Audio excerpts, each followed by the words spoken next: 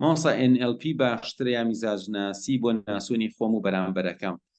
ڕاستیەکەی بۆ ئەوەی خۆت و خەڵک بناسی کۆمەڵێ ڕێگا هەیە، هەمووی باشە. یعنی ئێستاکە لە ئاوات ئەکادیمی لە یوتیوب من زنجیرەیەکم هەیە لە بەشی لایڤ، یعنی بچۆرە ئاوات ئەکادیمی یوتیوبی ئاواتەکەم بەشی لایڤ زنجیرەیەکم هەیە بە ناوی خۆناسی. تکایە گوێ لەو ڤیدیۆیانە بگرن بۆ بابەتی خۆناسی، ئینشاءڵڵا زۆر زۆر ئیسفادەی لێ ئەکەن ئازیزانم.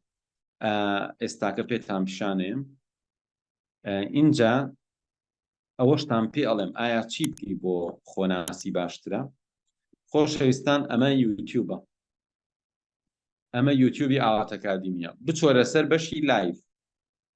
لە بەشی لایڤ ئێمە ئەم شتانەمان هەیە. خۆت بناسە. یەکەم خۆت بناسە، خۆناسی و پەرەبێدانی خۆت. دووهەم خۆت هەڵبسەنگێنە، خۆناسی و پەرەبێدانی خۆت. سێهەم شیکاری کەسێتی خۆت بکە. چوارەم لێرەوە پەرە بە خۆت بە. پێنجەم چۆن پەرە بە تواناکانی مێشکت ئەی. پلانی ساڵی 2023 چۆن بە لێشاو بیرت فراوانەکەی. و سێ چوار ڤیدیۆی تریش. تکایە ئەم بەشە ئەگەر نەتان بینیوە ئەو من لینکەکەیتان بۆ دائەنێم.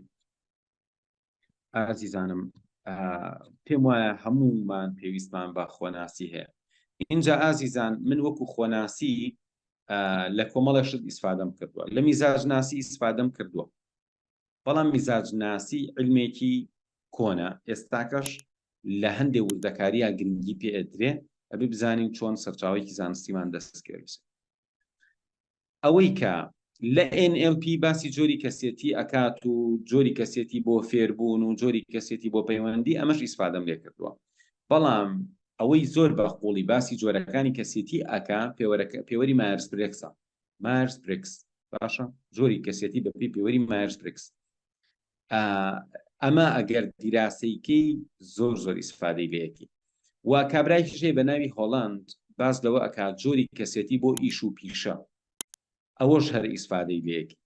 واتە هەر لە هەر هەموو ئەمانە یەکی تۆزە شارەزاییت هەبێ خۆت بدۆزیتەوە، ئینشاءڵڵا ئیسفادەی باشی لەیەکی.